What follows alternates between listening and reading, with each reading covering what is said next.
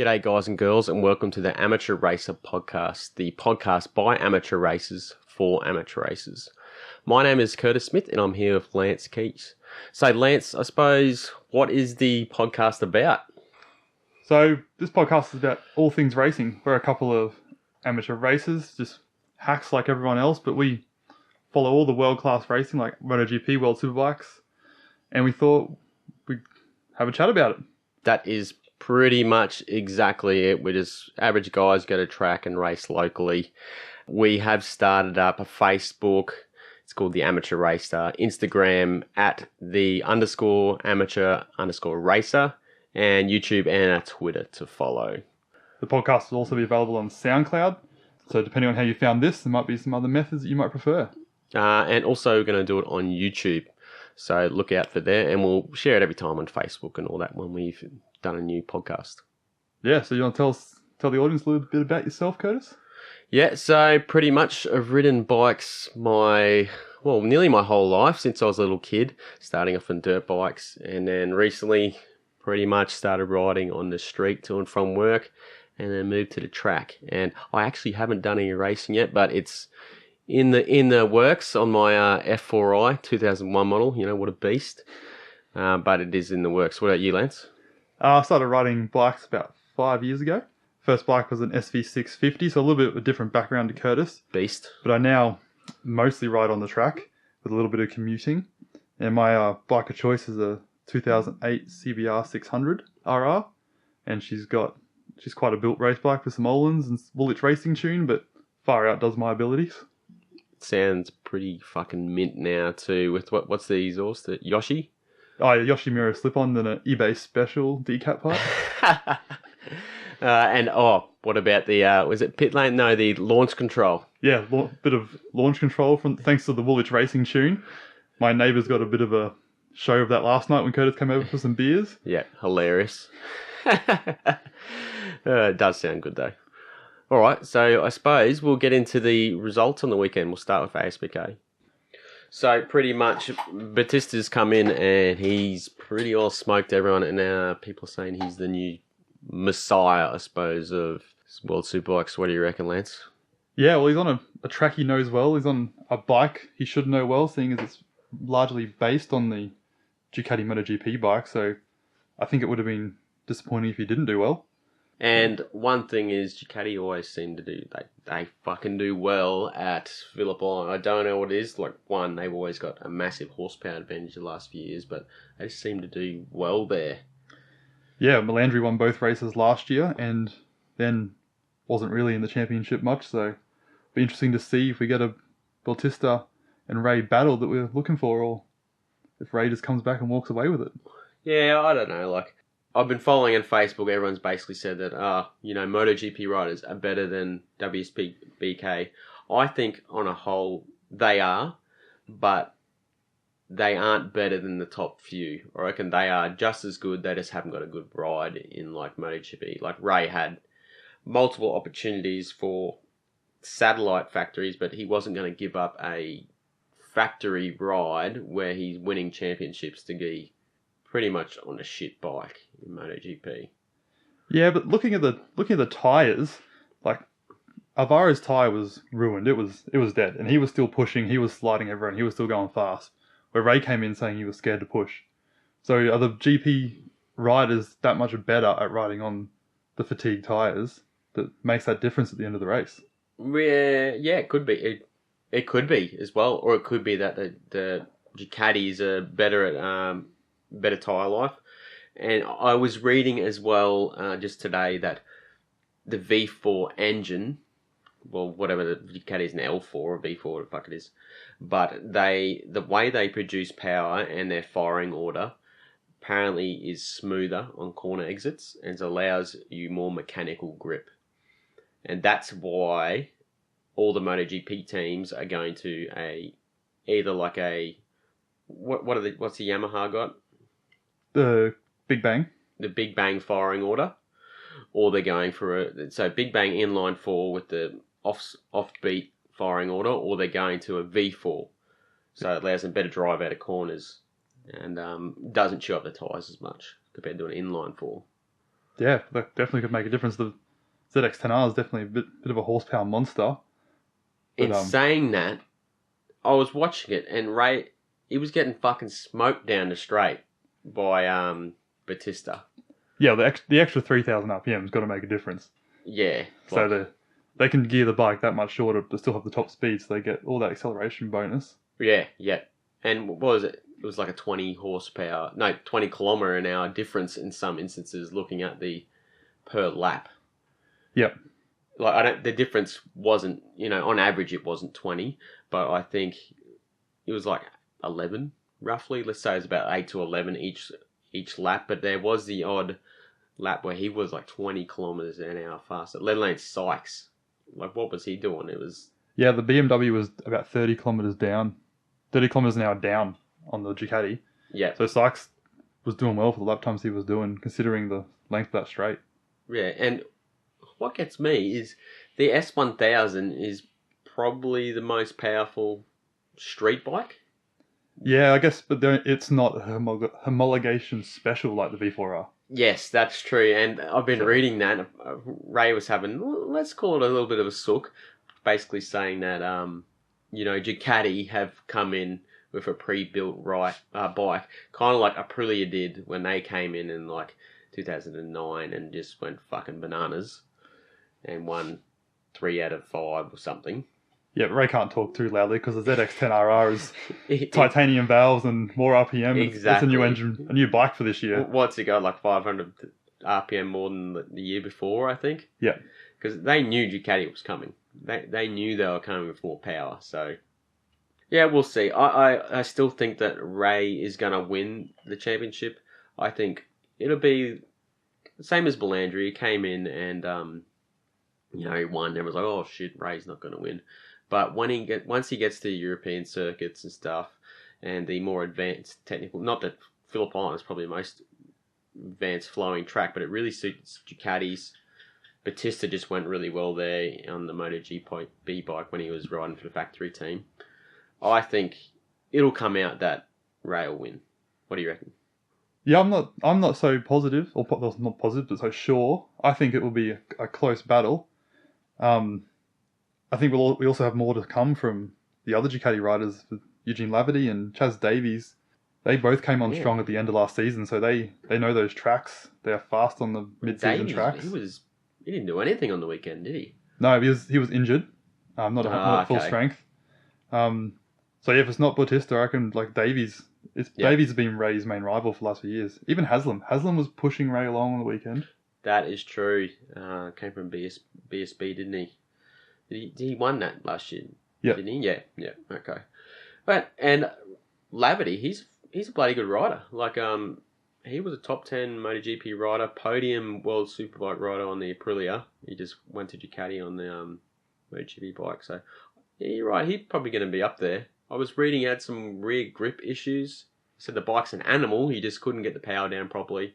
Yeah, I think Alvaro knows how to set the bike up from his GP experience, where the other guys sort of have to learn how they like the bike to ride, and they're used to something a little bit tamer. Yeah, that's probably exactly it. Like, is Batista better than Laverty? He's a really good rider. He won 125 World Championship back in the day. He got a second overall in 250s, and then he's, I think, a couple of podiums in the GP bikes. He never had one of the top rides. No, it's been 10 years since Alvaro had a win. Yeah, so he's loving it. It would have been party central down at Phillip Island, Cows, or wherever it is down there. But look, it's certainly got everyone talking about WSBK, that's for sure. Yeah, I can. Even when other people play it down, I love the racing. I've sometimes found it more enjoyable than GP to watch, and I know it was always the Johnny Ray show last couple of years, but the fight for the top 5 was always great. Yeah, and the last half of the year, Yamaha was right up there. Davies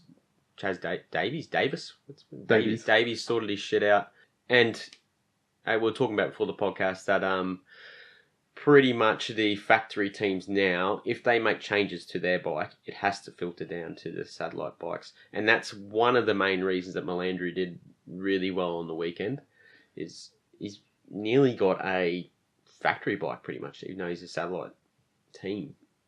Yeah, he did great. He was pushing Vandermark and Lowe's along, and he was right there with him. And he came strong at the end of the race too. He was pushing for the podium at the end rather than fighting for the whole race. And yeah, good tyre conservation or something like that. Probably shows a bit. He's an older rider, so he's a bit more experienced in terms of race strategy. And he does well at Phillip Island. Yeah, his bike was still doing the Yamaha was still doing the same shimmy that his Ducati was last year down the straight. Oh, with the really tall rear tyre they had on? Not quite as bad, but he was still there, so he's still suffering from his weight deficit compared to the riders. Little tiny guy. That looked fucking ridiculous last year, right? I don't know. It looked like he was just going to crash. I don't know how he rode it. But yeah, I'm really looking forward to the year. I think Thailand, Batista should win that. Yeah, it's another Ducati track with long straights, and a track he went to last year. Yeah. So, and he would have been firmly looking ahead at this year when he was riding there last year. He wasn't, by that stage in the MotoGP championship, he wasn't worrying about that his year there.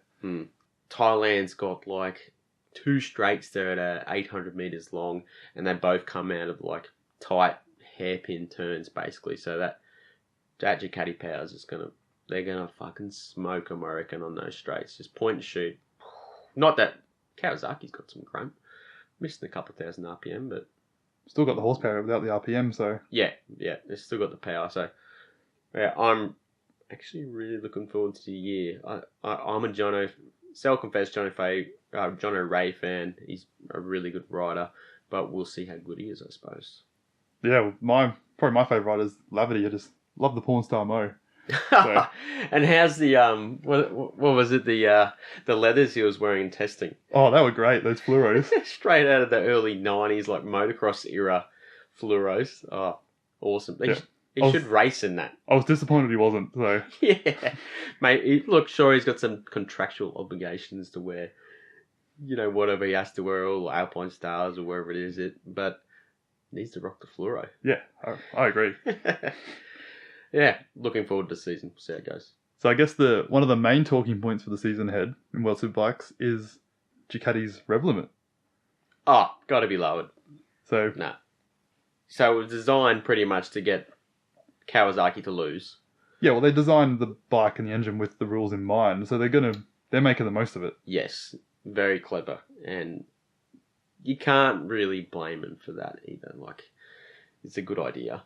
Yeah, and I'm not sure how much Dorna will drop it, because they're not going to drop it below peak power for them. That'd be really rough. Yeah, that's tough. What they kind of do at the V2, they were saying like it was basically like a 2-stroke in the end because they won those couple of races and they had to shorten it up. Yeah, I don't know. I think Dorna maybe wants Ducati to win as well. Yeah, there's a few conspiracy theories that Alvaro is Spanish, so the FIM is run by Spanish people, so they want him to win, so they're going to do what they can. But yeah, I don't know about that. Well, some people are pretty nutty. Yeah. But I think that they want it to be competitive, and it being competitive is Kawasaki not winning, namely Jonathan Ray, not winning all the time. Yep. And they've come straight out, animal of a bike. What's the street one got? I know it's 1100 over 1000. It's got like 220 horsepower or something. Yeah, I think with the sports exhaust, with the Acropovic exhaust, it's 221 with the 1100, and I think you can get 240 with the V4R if you're lucky enough to be able to buy one. That is like MotoGP power. That's satellite rookie bike MotoGP power. That is ridiculous. Good on him. Like old GG Monobrow, whatever his name is, Deligna. He's a clever bastard, and he always seems to tweak the rules and stuff. Good on him. So yeah, if Ducati want to spend millions to get a trophy, then good on him. It'll make good viewing for us. Yeah, and they got the money now for Audi behind them, so we'll see how they go. So I guess the next one is Sykes on the BMW. A lot of development left, but he was still quick. I reckon he'll be back later in the year. He'll be back there as the king of the Super Bowl. Yes, that's true. The man can punch out a lap. He really can. He knows how to lay it down. And it's good to watch him on Super Bowl. Like, he's pretty loose. Oh, he can push for a lap or two, Yeah, yeah, and then he's not afraid to let it all out. And yeah. he must have a huge watch collection. Is it Tissot? Yeah, Tissot? Yeah. What does he have? Like a shelf just covered in watches. probably Marquez the only person with more. Yeah. But I don't think he's really going to be compared. Oh, he was surprisingly competitive for Phillip Island. Yeah, and it's a factory supported team as well. Hmm. So it's not the satellite privateer type team they had last year with. Yeah, BMW. that's true. Yeah, all new bike, completely redesigned. So they want to do well. I did read something really interesting a while back. So when they first released the S1000, they had a factory team. I think it was Troy Corser was in the factory team. They had a factory team, but they weren't actually. They didn't give a fuck. They were there to develop their road bike. So they used the 2 years of factory team to develop their road bike into a better bike, and then went down to satellite team. So whether they're going to do the same thing again, I don't know. Like how dedicated they're going to be. Like, are they going to be a Kawasaki? They're not in MotoGP. They're going to dedicate all their resources, or they're just going to leave once the bike's sorted. Yeah, I'd assume they want the results to sell the bikes. Like if nothing says buy me more than race wins. Yeah, that's true. Yep. But, how many fucking GS BMWs do they sell? 1200s? Those. Oh, there's like an 18-month waiting list. Yeah. I'm surprised they make anything else. Oh, good for riding a cafe. That's about it. Not actually going off road. But yeah, look, we'll see how the year goes. It's going to be interesting. It really is. I don't think is Suzuki going to do any good. Who have they got even riding? I didn't even know they were in there. I don't even know if they're in there. So I don't think they're in there. Exactly. So we got Kawasaki, Yamaha, which Yamaha going to do well. They're always going to be up there, I think. We got the riders. Honda factory team for the first time in a while as well. Oh yeah, the Japanese guy, and Haslam, Leon Haslam, guy from MV. No, Leon Kamiya. Kamiya, the other Leon. Here's the thing: he came from MV Augusta. They had this old bike, but he was getting top sixes, like top tens. Then he comes on this Honda. Yeah, they're not. They're going to be top 10, but they're not going to be race wins. They were getting better over the season last year on the Honda. They had the American guy as the second rider. Oh, yes. I can't remember his name. Jack Gagne? Yes. Yeah. It's some weird spelling G word. Yeah, but he wasn't quick, but Kamiya slowly got better results until he had a big accident and was injured. Looks like they've gone a little bit backwards starting the season with HRC support though. So hopefully they can bring some learnings from GP, but the bike's probably too different. Yeah. Well, look, we'll see how they go, and I suppose we better talk about the 600s as well. Yeah, the tyre fiasco with the 600s. How can those little fellas need to change tyres halfway through a race? I reckon it's a bit of a joke, because Pirelli are usually renowned to have the best tyres in their business. Like, I know Michelin have MotoGP, but it's pretty well known that the Michelin isn't amazing compared to Pirelli or even the old Bridgestones. How can 1,000 last the whole race but not a 600? They did have a new tyre for the Superbikes that was taller and wider, I think, but last year the Superbikes had to change tyres halfway through, flag to flag, and the 600s didn't. But this year the 600s do, so that new tyre must be amazing for the big boys. But it really didn't add much to the race. Kumanaka sort of walked away with it. There was one exciting part where Karo Casulo nearly rode out the pits with his paddock stand still on. Yeah. And I think that cost him second place. He lost to about 10 seconds doing that. What an idiot. Yeah. How would you not realise? Or didn't they think, look, I'll give you the tap on the back. That means you're ready to go. I think they did, and then his tyre was already spinning before they put him down. So as soon as the tyre touched the ground, him and the stand just took off. Oh, okay. Yep. Look, I think that Supersport's pretty much, it's the Yamaha show nowadays, isn't it? Yeah, a bit of an R6 Cup. Yeah, it used to be ZX6 with Sofoglu. Now, I don't think that anyone's really updated the bike to be competitive. I think the MB was for a little while, but they haven't really developed. And I think they went through a bit of money troubles and stuff, so they haven't really pushed as much in a race team as they were. Yeah, I think they're MV's changing their focus to Moto2 this year. They've got a Moto2 effort. Yeah, that's right. It looks sexy as fuck too, by the way. Yeah, definitely. Bikes. So yeah, Supersport's always interesting. It's like Moto2. It's usually awesome racing, but could be a bit boring this year. Yeah, I agree. They are quick though. When you look at the times, they're not far behind the Superbikes. Yeah. So they must be there's some big hitting 600s they've got in that race. Well, it must be churning out some power. Yeah. And look, there's some really good riders in the Superbikes, Supersports. You know, they're world-class guys. There's no reason why they shouldn't be quick. You know, yeah. It is really competitive if you're on Yamaha. Yeah. Are you the ultimate amateur racer? Do you want to chop your mates up the inside at practice with an unnecessarily aggressive block pass while laughing in your helmet? Of course you do. And that's why you need on the back wheel knee sliders. On the back wheel knee sliders are so smooth they take you straight into a DMs. They wear slower than that rich guy rides his brand new leader bike. On the back wheel knee sliders, buy them off eBay or Facebook. All right, now we're onto some MotoGP. We've got pre-season testing coming to a close, ready for the first race in a couple of weeks. Yeah, the king of MotoGP testing is back again, Vinales. He's been talking about how good the bike is, you know, as he has the last, 3 years? Yeah, he seems to be a bit of a new start, new attitude with his crew chief from Suzuki along. Yeah, that is a good idea, actually.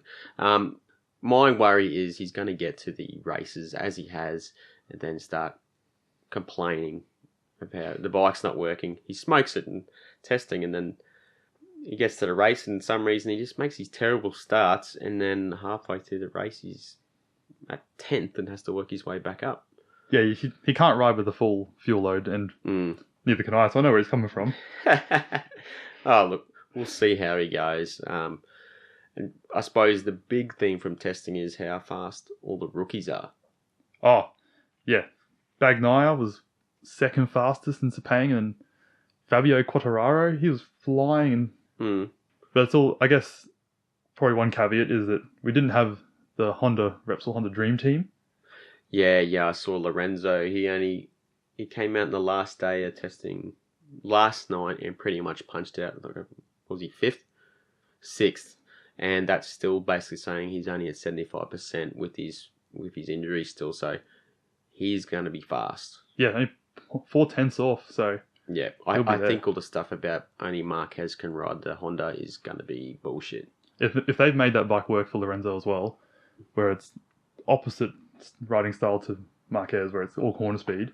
Yep. I think it's going to be a weapon.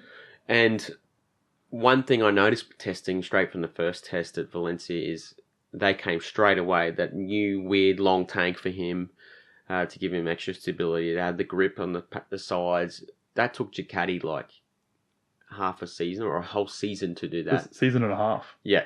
And Honda were just like, you know, industrious Japanese, just straight away, boom. Yeah, they just gave him 3 options. What do you want? Yep. So he's going to be fast. It's just when. I think it's going to be a lot quicker than he was in Ducati. But, you know, probably when he gets fit and healthy and more confident in the bike. And the Honda, it is fast now on the straights. They had the highest trap speed at the test. Faster than Ducati. Yeah, they said they found some more horsepower mid-season last year, and then obviously their new engine is following the same suit. Yep. But Ducati found more as well. So yeah, well, the thing about Ducati, it may not have the top speed, it does at most tracks, but they got the torque. Whatever they're doing is they're still grunting past everyone. I guess it's hard with testing as well, because watching Simon Crafer's commentary is that Ducati they're testing a lot of parts. The bikes are constantly changing, whereas he says a lot of the other teams aren't testing so much, so Honda's leaning a lot on Cal to do their testing. Yeah, who's got his fuck foot. Yeah, and he actually had an engine failure. Oh, really? So engine failure in testing, then that's why he then went out on Nakagami's bike to keep getting track time. Yep. Old Crash Slow, hey? He's look, everyone calls him Crash Slow, but last couple of seasons he's been decent. He's more than decent. He's been winning every now and again, and he's constantly top 5. Yeah, he's great, and I love his honesty when he's interviewed. Yeah. Sometimes he comes across a bit of a dick, but other times just like, yes, you're pretty relatable when he's a straight shooter. Yeah, definitely. Yeah, Marquez. He's Marquez. I was looking at the test times, and he may not be the top, but when you look at the most fastest laps, like under whatever the time limit is, he's pretty much up there. Yep, so consistency. Yeah, his consistency is ridiculous. Rins is consistent as well, though. Rins is always... Yes, I reckon he's definitely going to win at least one race. I'm going to call 2. He was good last year. He was really good. So I reckon he's going to do well. And he's number 1 rider in the team this year, so he probably has a bigger lead on development. Yes, yeah, exactly. But Mir has been good as well. Yeah, he wasn't quite so quick. Still within 8/10, which is great in 12th. But Mia's he's aggressive, and it's a big jump from him. He's only spent a year on a Moto2 bike. Yeah, Probably didn't really get that used to it, and he jumped up power again. So yeah, later in the season, it'll be great to see what he can do when he's used to it. Yeah, I know a lot of people actually they're a bit skeptical on old Mir because he did basically the best since Marquez on the Moto3. He was an absolute jet, just smoking everyone. And then he came Moto2 and didn't really set the world. Like, he did okay, I suppose. He got podiums. That was a very strong Moto2 field, though, and a lot of those strong guys are now moved ups. Yeah, as well. And he's probably the youngest of them all. He'd have to be. Only one I'm not year. sure if he's the youngest or Fabio is only 19. Ah, okay, yep. And he has been one of the surprise packets because I honestly didn't expect much from him at all. Yeah, I think being the second rider in a satellite team has helped him. So he hasn't had to do much parts testing. He's just out there doing his own bike setup, working out how he wants to ride it. So that's when it's hard when you're comparing to the factory guys and the test riders. Yeah. But he's been faster than most of the factory guys. Yeah, well, he's quick. Well, except Vinales, but he's quick. And that satellite team is pretty well on factory bikes this year. It's ironic because Tech 3 left because they haven't been getting preferential treatment for so many years. And now they're kind of probably wishing they didn't leave because they're going shit on the Tech 3 KTMs. Look, KTM will do well eventually. They got too much money and too much racing pedigree not to do well. Oh, they win everything they try. Yeah. So they're going to put the money in. They're going to put the time in. They've got the quickest turnaround for R&D parts. Yeah. I was reading Matt Oxley and stuff saying that they have the most parts by far, like an overwhelming amount of parts at each testing. Yeah, it was something like 20 tons in parts went to Sepang, which is like more than double anyone else. Yeah, which is crazy. Absolutely crazy. I personally, their podium last year, it doesn't count. It was a wet race. Nearly everyone crashed, and it should have been red flagged. And they just happened, to be one of the people who didn't crash. But Paul Espargaro's been doing pretty well. Yeah, he's still going great in testing. Only 5/10 off. Yeah. Half a second, so... Yeah, testing's, it's only testing. And you can tell that a couple of people are probably sandbagging. Like, Rossi's just Rossi. He kind of just cruises along a bit in testing. He hasn't been overly happy with the bike. I've been reading. Like you said, it's improved, but it's still got that edge corner grip and acceleration issues that they've had the last couple of years. A lot of his commentary and Vinales as well, they were still picking an engine sort of day 3 in Sepang. Yeah. So they were obviously both engines had their pros and cons that were different, but it was hard to decide what would do the best throughout the season. Yeah. So look, it'd be interesting. They're going to be competitive. The Yamaha handles so well. Yeah. But look, it's going to be, if Marquez doesn't win, it's because he's injured or something, I think. Yeah, he was saying he was still in pain at day 2 for some movements, but he got the doctors gave him the clear to have a crash, and he did. So he tested it out. He's pushing. Yeah. No one pushes like Marquez. He's a freak, that guy. He'll do well. But I think what's going to be the top 3, are going to be probably the same group of guys. Dobby, Rins will be up there. Rossi, Vinales, Marquez, Lorenzo, all the factory guys. But all the rest of the field is just stupidly tight. Aprilia's finally pulled their figure out and put some money, and they put Albeziano. He was basically the the dude who engineered their World Superbike team into them winning everything when they were doing that. They've put him back from looking after the race team to being the chief engineer. So he's just looking after the race team, and they've hired the old CEO from Ferrari. Not CEO, he used to look after the race team at Ferrari, the F1 team. So they've structured the team right and brought in Bradley Smith too. Yeah, well, Bradley should be great for the development. He's been in the GP paddock for a long time. And he's renowned to be basically the guy for testing. After Casey's gives good feedback and yeah. Yeah. Well, Casey's not. He's happy fishing and rooting his hot misses. Yeah, looking at his GP bikes in his lounge room. Yeah, exactly. But and we got to talk about Iannone, right? Turning up to the testing with a toothache. That's inverted commas here, guys, because the toothache was plastic surgery to altering his jawline. Yeah, it kind of shows he's not interested in his racing. No, he never has been. He's an absolute freak. He's probably one of the most talented guys in the field when he wants to be or when he cares. And he's entertaining because he's aggressive. Oh, can't ride. Yeah. No one wants to pass him. Yeah, he's exactly the maniac. More interested in plastic surgery and his Instagram. If you really want to have a laugh, look at his Instagram. It is hilarious, especially his Instagram. It's a lot of staring into the distance, holding the chin, shirt unbuttoned. Look, he's going to be good for Aprilia though, because he is fast. He was fast in Suzuki once he got it dialed in, or once Suzuki dialed it in. When him and Rins were both fast at the same time, like they got a lot of podiums, and so he's good for Aprilia. Alexis Spargo is solid. You know what you're going to get from him. He's never going to be a race winner, but he's always going to be in that top 10. Giving it all. If the bike gets there. Yeah. A few mechanical failures last year let him down.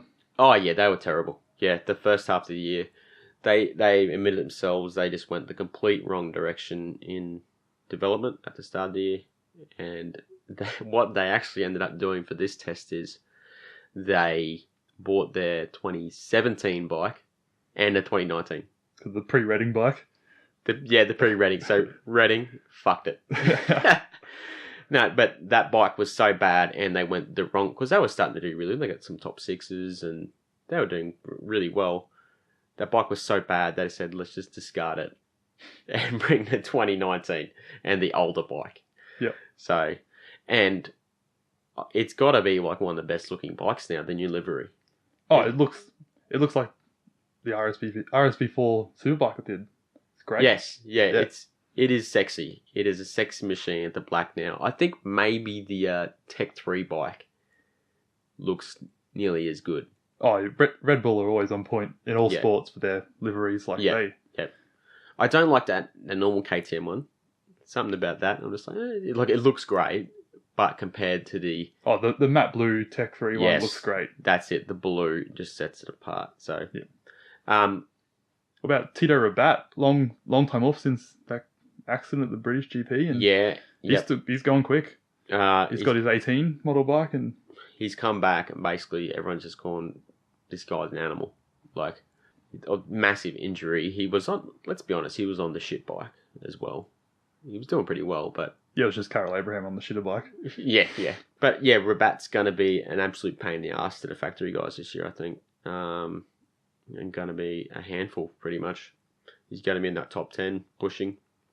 Same with Miller. Petrucci, how do you think he's going to go? He's going great in testing, like way exceeding my expectations. Last year, wasn't really that fussed with his performance, but he's flying now. He's on the factory bike. I think he knows he's got the year-long contract and needs to prove that he can keep it. He does. He really does. Miller and Bagnaia are hot on his toes. I was the same. I was like, just put Miller there. He's probably got more talent. Yeah, helps that he's an Aussie. Yeah, and he's an Aussie. So. Some people say he's Kiwi. I think he was born there, maybe. I don't know. Doesn't matter. He's Australian. Yeah. Look, Petrucci, he's been doing really well in testing. Not that testing counts for a lot at the end of the day. And Dobby goes, he's doing really well. I was going to be surprised. Of course he's going to say that. It's his teammate. Yeah, but there was, I heard talk that Dobby's given Petrucci a lot of his support staff. So he's given him sharing his rider coach, his physiotherapy, Okay. his like sort of mental coach. Yep. The theory is that's so later in the season when Dobby's fighting for the championship, Petrucci's there as his wingman to hold Marquez off. Enforcer. Yeah. Yep. So not like the Lorenzo mapping 8 fiasco. Yep. He is renowned to be hard to pass because he's like, I wouldn't say a bigger guy. He's a normal size guy. Yeah. You know, he's like a normal Australian dude, and all these other jockeys are riding. Yeah, So, well, Cal Crutchlow complains about being too heavy for the GP bike, and he's probably 25 kilos less than we are. Yeah, exactly. So, you know, I'll pay to see that though. Petrucci the enforcer, you know, keeping people away from Dobby. Yeah. I don't think it's going to help. What Marquez is going to care? Oh, he just sends it. He's going to send it up the inside. Or take all 3 of them out. Yeah. And be like, well, there's my championship. I win by taking everyone out. Look, have we missed anyone? Oliveira. I had big hopes for him. Like, he was a beast on the Moto2 last year. Yes. Yep. Just got beaten at the end by Bagnaia, but he put the fight down to 2 races before the end. Yep. Thought he'd come in good on the KTM. Like, he's used to the steel frame. He's used to all that, but it seems to be he's a little bit away from him. But Zarco's not doing much better, so... Well, look, we're looking at the test times that are in front of us. He is under 500ths of a second slower than Zarco.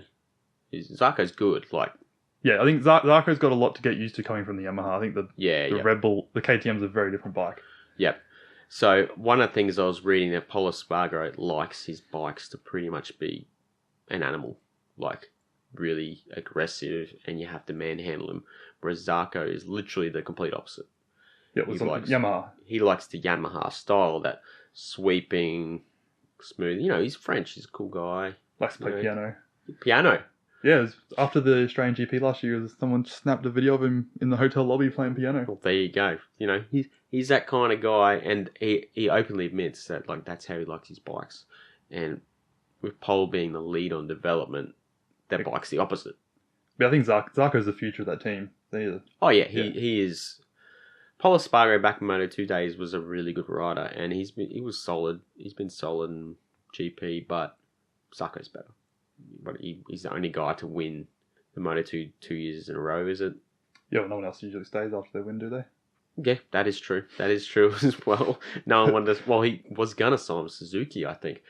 But he didn't add a principle, I think, because they didn't adhere to something. So he's pretty much said, no, well, I'm going to stick to my French principles and not ride for a better team. Yeah. But whatever. Hey, he also apparently had the chance to ride for Honda, for Repsol. They were chasing him. He was probably on the Honda Moto3 bike. Oh, he was on a KTM Moto3 bike. He was on KTM. Yeah. So, yeah. Look, he's on a KTM now, and he's a fair bit behind Pol. He's got a bit of work to do, to be honest. Yeah, his commentary at the Valencia test was not great. He was not happy. Yeah. He seemed a bit more positive. He was talking about the front end, wasn't he? He was just saying, like, I don't know how to ride this. It's so different. The front end's just shit. Yeah, also WP suspension, so it's going to work different to the old ones. Yeah, that's true. But that doesn't seem to be... No one's really complained about that. The WP... It's been like... When they first came in, they're like, oh, it's not Oland's, you know. It hasn't been an issue, I don't think. It'd just be finding the settings, finding the setup. Yeah. It's all just valving and springs. Yeah, and look, WP, their motocross suspension, that is just as good as anyone else, so... It's a different world, probably finer adjustments have to be made in road bikes, but shouldn't really be any different. Yeah, unless they dial it in. What about these new circuits? So we got a few more rounds this year. So what, is it one more this year, and they just announced they're doing... a street track the next year, or year after. That sounds like a terrible idea. Yeah, I don't think it will go ahead, or if it does, there'll be... It's done, it's signed. No, but it doesn't mean the rider's going to ride it. They got their safety commission that they run. Yeah, because they're still going to make the track too, which... And they can't... How are they going to have runoff? Yeah. It's Indonesia, so you can imagine the road quality there. It's just jungle. Yeah. So you crash, you just into the mangroves kind of thing. Look, I saw some design... So here's the kicker as well. So it's a street circuit. There's some awesome street track. They used to ride at Bathurst. Amazing track. One of the best. So I was looking, though, that... It's going to be used as a road. Like, for everyday trap, a highway. So are they building a track they're going to use for a road, or are they putting a track on the road? I'm not 100% sure, but what I gathered, it's going to be... It's not built. So they're going to build it, and it's going to be used as a highway. Yeah, I saw it's only partially road, like so. Yes. But then when it's not being used as a road, it's a track. Yeah, so I guess it's somewhat like F1 Albert Park in that it's a road, but it's in a park. It's not high traffic. Yeah, look, it should be right, but Indonesia, man, they got like 1 million Honda scooters there. What's that going to do to the track? As long as it's not semi-trailers, I think we'll be fine. Yeah, well, they don't have semi-trailers. They got those little Tuk-tuks. tuk-tuks and little bingo bus things, bongo buses. Look, but that's going to take the 21 circuit. It's 20. Is it 20 or 19 now? Oh, I don't even know. So, I know a couple of riders weren't overly happy already about how many circuits. You know, namely people with families. They're like, look, we're never actually home. And that was I know John O'Reilly's complaints. He's like, yeah, I've got a family and stuff, and we're away nearly the whole year. Whereas Superbikes, they're not away as much. Yeah, they do like 6 rounds less or 8 rounds less. Yeah, it's a lot less. So, great for us, like viewers. Yeah, that winter break they have is torture in the middle of the year. Yeah, what is it, like 3 weeks of out riding? 4 weeks. Outrageous. Yeah, and then the Superbikes is more. It's 10 weeks off. So, I don't know if they're just going to have a smaller gap at the end or smaller gap in the middle. I don't know. We'll see. I haven't looked into how it's going to work, but hey, more racing to watch. I'm down with that new circuit, even though it's some crazy street circuit. Could be cool. Yeah. See what happens. It might be interesting. Yeah, we'll see how it goes. So we already touched on it, but what's your best looking bike for the season? The Tech 3? Oh, look, I can tell you what isn't. Ducati. Yeah, I'll bring old last year's livery back. Or should I say the Minnow? Or is it the Audi group? Yeah. It's Ducati is actually just written small writing on the tank. Everything else is, it's kind of like a maroon, not a... It's not Ducati red? Yeah, it's not Ducati red. So I would say... I like Cal's bike too. Cal's bike looks good. Yeah, LCR. It's not one of the race bikes, but Braddle's Castrol fairings look great. Well, it looks more like that. I think his one that was down the other day. Yeah. Look, so far, I'm going to say tie between Tech 3 and the Aprilia. They both look, the black with like the Italian flag through it looks really cool. And that matte blue, it looks nice in photos. It really does. That's mine too. What about you? Yeah, I'll definitely agree on the Tech 3. Reps of the Honda are always strong. Like, they look the same, so you don't get excited, but they look great. Like, they... Yeah, they look, that's what it changes. It's a good look, and it's iconic. What about the Yamaha? I know you said you didn't really like the... I'm not a big fan of the black. You can tell that Monster weren't happy about losing the Tech 3 to Red Bull. Yes, yep. So they've gone hard on the Yamaha factory team and got the big Monster logos on it. Mm-hmm. Yep. I like it more. I didn't like the white on the other one. The Movistar. The Movistar white, I prefer it the darker colour. It doesn't look... It's not like it's shit hot or anything.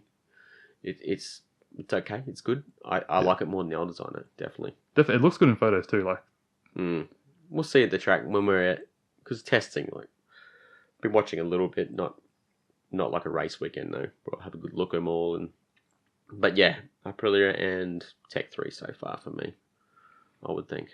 Yep. So I guess the other news in the GP paddock is Moto2. Yeah, Triumph engines. So I'm a big Triumph fanboy. I've got 2 of them. Got myself a Daytona 675 and a Street Triple R. So keen for the triple sounds.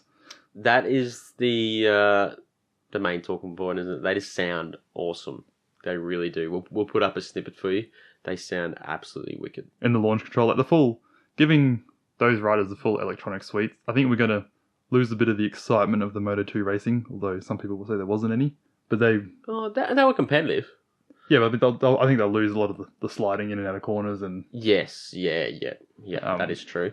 But it's going to close the gap to what those riders are going to come onto with a MotoGP bike, but it's increasing the gap from the Moto3. It takes that divide out a bit. Like, Moto2, they get some good power, that like nowhere near as much as a GP bike, but it was 138 up from 130, and the Honda was all about cornering speed.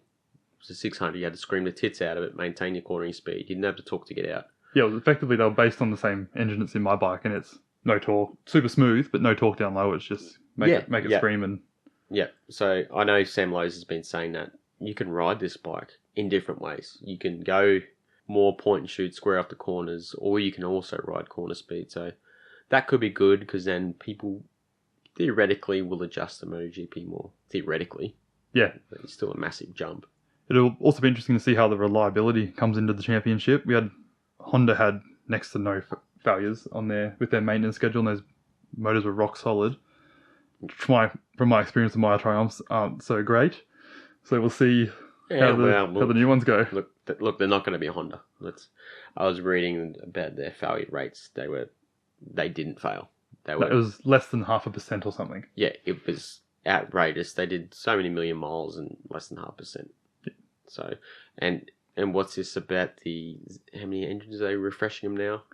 I heard they're refreshing every second race weekend instead of every third they did with the Honda. Okay. I actually didn't know they refreshed them that much either. Yeah, but the Hondas were a bit more highly tuned, so the Honda road bike was 110 horsepower, and they got 130 out of it. Yeah. Whereas the Triumph road bike on the street triple, so it's a naked as well. It's a talky bike rather than a top end bike. Makes 125. And they've got 138, so they've got that's surprising. A smaller gap to the race engine. Yeah, but as we're saying, a lot of races, it's a lot of strain on the engine. A whole race weekend came the arse out of it. Who knows how many kilometres they do on a race weekend? It'd be a fair few. It really would. Yeah, definitely. I feel bad after a race weekend on my bike, so I don't know how these guys... And these guys are doing maybe they wouldn't give any mechanical sympathy. No, not at all. Pretty much hold it flat, pin it till it blows up, change gear. Which, hey, why not? You're not paying for it either, so... Yeah, definitely. And it's getting rebuilt every 2 rounds. Who's going to win, though? I don't know much about Moto2 this year. I usually follow it. Sam Lowe's, he's going to probably crash. Yeah, well, at the moment, Binder's top of the test. He got some good results last year, but he was always second to Oliveira in the KTM team. Baldassarri did well last year. Marini. Oh, yeah. Alex Marquez as well, he's in there. Yeah, Alex Marquez broke the lap record at Valencia, which the 765 should break every lap record this year, so it's not surprising. Yeah. There'd be very few it won't. Yeah. Power advantage. Not only power, the torque. Yeah. 165 more cc's, plus it's a triple. Traction control as well. Yeah. That's got to help corner exit. Yeah. We're Australian, so we've got to love Remy Gardner if he can stay on the bike for more than 3 laps. Yeah, he's fast. Yep. So. Oh, Jorge Martin, up from Moto3. Oh, yes. Yeah, that's right. So if he can come to terms with the bike, he's fast. He's really fast. What is he riding? Is he in Grassini? No, was he Grassini last year? Yes. Grassini. Why didn't he go up to Grassini this year? Because he got back onto the KTM, so he was... okay. He was a KTM rookie.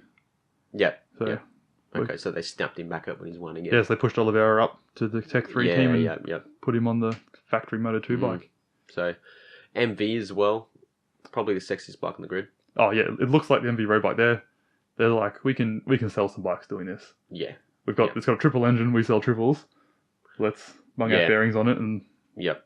Which is a good idea because it'd be more reliable than MV Augusta. Maybe. Being a Triumph.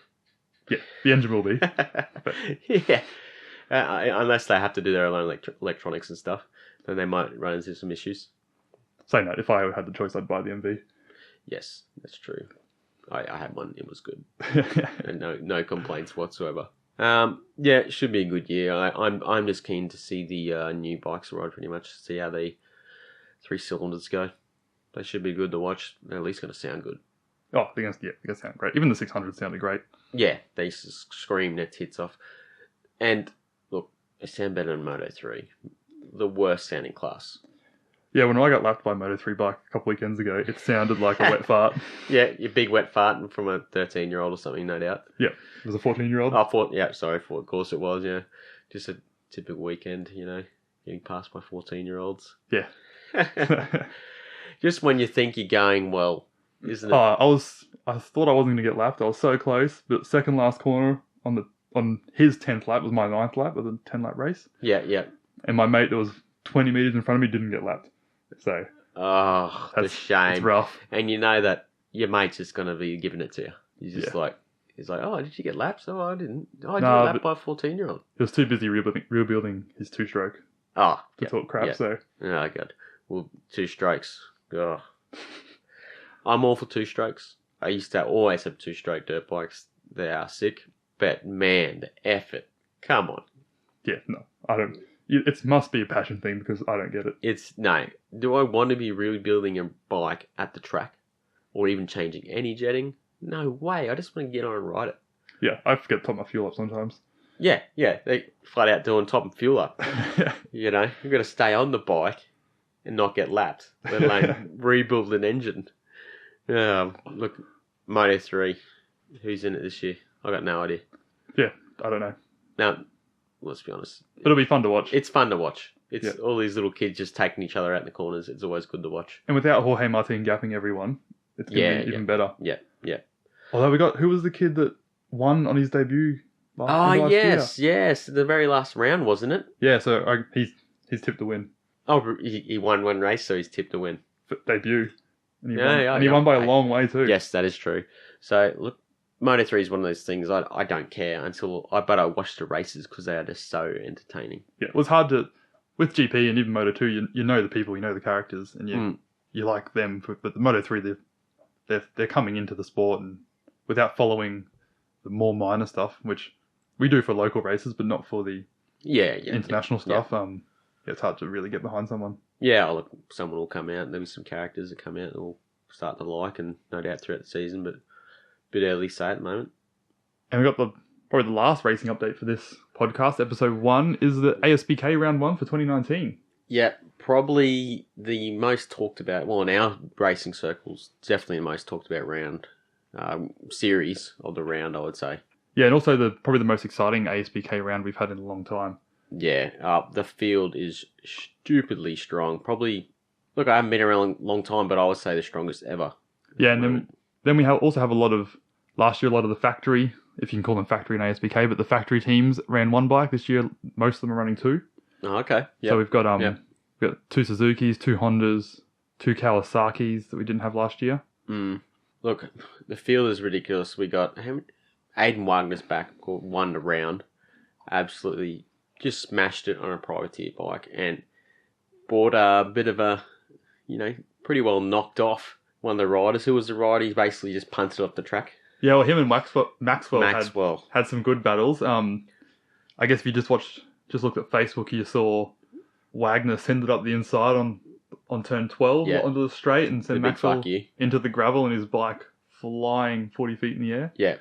But watching the races today, they were having battles and Maxwell was giving it as good as he got. Yeah. And look, the gap was there. He just went for it. That's the best thing about Wagner. He just, no fear, just goes for it.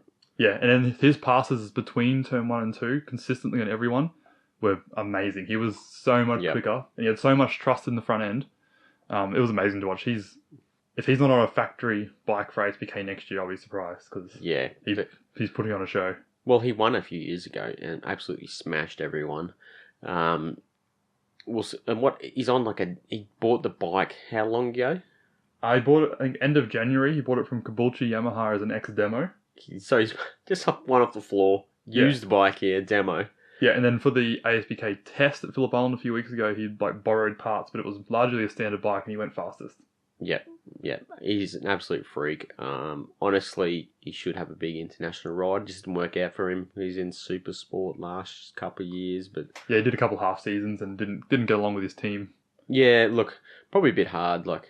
I don't know. It looks like just kind of a normal Aussie guy going into these Euro teams and stuff. Big, it's a big step. Yeah, maybe not in performance. He's obviously got the speed. Australian superbikes have always been world tier, right up there. He just hasn't worked out, unfortunately. Crew Halliday, he did really well. Yeah, stepping up from his dominant season last year on the 600, but he was consistently strong in races. Didn't win a race. I think he was just up there for all the races. I think he got 1 podium. Yeah. I saw Mike Jones. He's back into it. Hopefully, I don't know if he's going to race full time, but 2 seconds as well. Yeah, Mike Jones broke the lap record for ASBK at Phillip Island mid-race. He got a podium. He got second. But yeah, not sure if he's racing the full season in ASBK this year. Only committed to one round. When I was talking to him at Southern Downs a few weeks ago, he had some deals in the works for overseas. Was hoping they would come through, but if they don't, he'll be racing locally. Yeah, well, he was doing really well overseas in the championship. Was it a Superstock kind of championship? Yeah, he raced Superstock, World Superstock for Aruba IT junior team a couple of years ago. Then they dropped the junior team before they brought the V4R in. They want to bring it back after they developed that bike. And then he raced last year on the Spanish Superbike Championship and he had a couple of wins. Kawasaki, wasn't it? Yeah. So look, he's good. He filled in a couple of times MotoGP. He got points in his first time, and apparently the team just absolutely loved him. But look, money talks a bit, and if you're not Spanish or got the right passport, you've already got the Aussie and Jack Miller, and probably won't get up to MotoGP. Maybe a World Superbike if he wins or something like that, but we'll see. Yeah, to get World Superbike, you might have to go through BSB, and to get to BSB, he's going through the Spanish route, so might be a little while before we see him on the international championship, but he's doing well. He's a fast guy. Oh, yeah. Oh, look, who else we got? Brian Starring, Troy Herfoss, Wayne Maxwell, Glenn Allerton. Well, I'm pretty sure all these guys have won the championship before. Yeah, they're all veterans to the Australian Championship, and they've all got multiple championships under their belt. Yeah. We then have all the juniors coming through with Giotto, Ted Collins. I know it's not their first season, but they're sort of their second season. We've got Lachlan Epis dropping back from World Supersport last couple of years as well. Yeah, that's right. So he's coming to grips with his BC Performance Kawasaki at the moment. Mm-hmm. Glenn Scott, he won that TV show a few years ago, didn't he? So there was some TV show where whoever won it got a ride in Australian Superbikes. Oh, I never watched that, so... Yeah, there you go. Bit of a weird fact. Yeah. Because I remember it going like, what the fuck? This is actual thing? Like, you actually got the ride. You're doing it right, I suppose. Yeah. Good on him. He's still there. Oh, we got Max Crocker on the Mladen racing bike. So he was in 600s last year as well. And they're always entertaining on Facebook. They're throwing some chat with the other bigger teams. And yeah. He's pretty outspoken and pretty good to follow. But I think with Matt Mladen as his mentor, I think he's going to do well. Yeah. Stupidly successful Matt Mladen. Slane Frost, he's New Zealand guy. Our mate Stewie is the mechanic for him. Bike Whisperer, yeah. Whispering to the Gixxer to go faster. Sweet nothings into the exhaust pipe. Putting sweet nothings in the exhaust pipe, maybe. Brisbane local, Ryan Yanko. So Yanko's he's won the Southern Downs Championships before, and he's a fast guy, and he's good bloke, always helping out his competition, and he's out there, ASBK and New Zealand Superbikes this year. No, okay, yep. I see. Look, he's a bit down there, but doesn't mean he's not a good rider. Could just be bike, getting used to the circuit. He had some mechanical issues in qualifying that meant he was way down the order. Yeah, he had two engine failures, and he was on a bike in limp mode, and just a shit weekend. Speaking of shit weekends, Mr. Bayliss. 2 big offs, surgery on his hand today. Yeah, so everyone's going, oh, is he on the V4? He definitely will be now because he totaled his V2 final editions. He totaled one of them. Just the one. They put the second one back together, but his hand was too sore to race, so he did the outlap and decided not to race. Yeah. He didn't want to endanger the other competitors. I wonder if he'll just bust it out as well, the V4, because of how, Batista and stuff's been doing. Yeah, so what he was, I saw an interview with him, and he was saying that Ducati were focusing on the world teams, which obviously have a much higher level of modifications and just engine specifications and stuff than the Australians really, in the world sense, a super stock championship. Hence why the lap times are a lot slower. But Ducati haven't given him the parts he needs yet, so the bike isn't suitable yet. So he can race it as the standard bike, but he probably wants more than that. So he might as well stick to his old one. Yeah, but if he doesn't have spares, which he doesn't have spares for the V4 either, so it might be a combination over a few rounds of chopping and changing. And what's with... I've spoken about this to people in the past, but $12.99. How is he allowed to race a $12.99 in a 1000cc class? It's a 2-cylinder. I don't know. It's always been a max 1200. That's a big advantage. That's a lot of power and torque. Yeah, it's a big engine. I don't know. I don't make the rules. They're fucked. I don't like them, alright? You've heard it from me. I do not like that. Well, we'll have the 998 V4 now, so... Yeah. Which is going to have monster power as well. Yeah, but and weigh nothing. Yeah, it weighs nothing. Basically a MotoGP bike for the street. Old mate Matt Mladen's already been throwing some chat about the Superbike being rolled out in the Australian Championship, so... Yeah. Oh, look. every few years, someone releases the latest, greatest thing. It just happens that Ducati's done it. It's an animal. ZX10's been up there for a few years. What was it before that? The Aprilia, and there's always been stuff before that as well. So Yeah, and we got ebbs and flows. Ted Collins and Glenn Allerton are on the new S1000 RR as well. Yep. So, and nearly all the Kawasaki's are the ZX10 RR editions, so they're all the homologation specials. Quick bikes. So, I think the new S1000 looks a lot better. Doesn't have the wonky eye thing going on. It looks pretty mean. yeah, it's probably brought a bit more to the masses taste, but I like the old one. Yeah, I don't. No, I don't. I know it's a monster. It's supposed to be a monster motorbike, but just looking at it, it just looks shit. I don't like it. Hey, but if someone gave me one, I'd be all over it, all over crashing it. Oh, But yeah, what about 600s? it was like the Tom Taparis show, Yeah, taken up over what Crew did last year on the Yamaha. The only like sort of semi-factory bike, if you want to call it that. But the we'll leaps and bounds ahead of everyone. There was a couple of good wins, not wins, but the minor places with Nick Limington getting his first. I think he got a second overall. Race, he got second overall for the round. Ollie Bayliss stepping up to 600 this year is going great. Speaking of Baylisses, look, Cube Racing, fairly good setup those guys have got. So definitely mechanically and bike-wise going to be up there this year. Yeah, and they can obviously see the R6 is the way to go because they had Tom in the last few years racing for them on the ZX6R. Yeah, and now they've changed. Now Ollie's on there to the R6. Yeah. Well, if we look at the top 7, they're all Yamahas. Yeah, and one of them's an old one. Yeah. But yeah, Callum Spriggs wasn't the old one. Yeah, he's on his, I think it's 2011 bike or 12. Yeah, but Ollie and Troy were out at Morgan Park a couple of weeks ago, and I was there on the Thursday training Ollie, both of them riding the R6s, and they weren't leaving anything on the table. They were pushing each other around. Yeah, smashing it. Yeah. So much so that I think Ollie came off. So. Oh, really? And then they went home. How's that? Like, it was really windy. Like, it was not ideal conditions, but yeah. But like, if we go to a weekend, you're there you're there till the end of the day. I was there from Thursday morning till Sunday afternoon. Yeah, you want your money's worth. These guys turn up, bust out a few quick laps, and like, oh yeah, that's good. You know, we tried what we wanted to, and then just leave. It'd be alright, wouldn't it? Yeah. The only problem is after they left is there was no one else left in the racers group, the fast guys, because no one else wanted to go with them. So the guys asked a few of us to move up. So there was one bloke on his Dean Hasler from down south on his S1000 RR who by the end of the weekend was doing 16s. Quick. So he's up Very there. Quick. I think he did set the fastest lap in one of the F1 races. And then there was us hovering around the high 20s. Yeah. 28s. So just a minor difference. Yeah. Yeah. So just a cool 13 seconds. Yeah. Oh, look, that's Morgan Park. Yeah. It's a tricky little circuit, that one. We also got Brock Pearson on the R6. He's on the R6 last year, but he's going well this year. Yep. Look, it's going to be good to watch. Maybe, if Taparis keeps just smoking everyone, but you still got the other places to watch, and it's always good fun. Yeah. We also have Sam Lambert on the MV Augusta, so it's mixing up a little bit. He's not up there at the moment, but hopefully when he develops that bike, it's going to have some go and get up near the front. Plus, the MVs are pretty sexy. Yeah, and he did really well in FX Superbikes last year. So.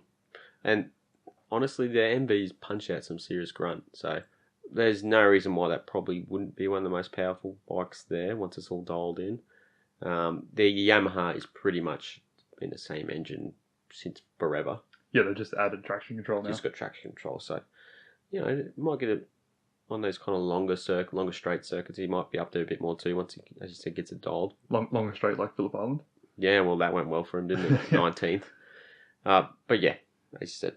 But it's his first year doing ASBK, so he's probably not super familiar with these tracks. He's been racing FX at Sydney Motorsport Park, Lakeside, and Queensland Raceway. Yeah, exactly. Plus, the R6, while it hasn't been changed in, forever, that's also a good thing for setting on your bike. So they know what settings to use. It's pretty much dialed in as soon as they get to the track. It's just making little tweaks for the conditions. Yep. And then we have Supersport 300, which is now Supersport 400, I guess. But they've got the 400 400 Ninjas being brought in, as well as we already had the 390 KTM. Yeah.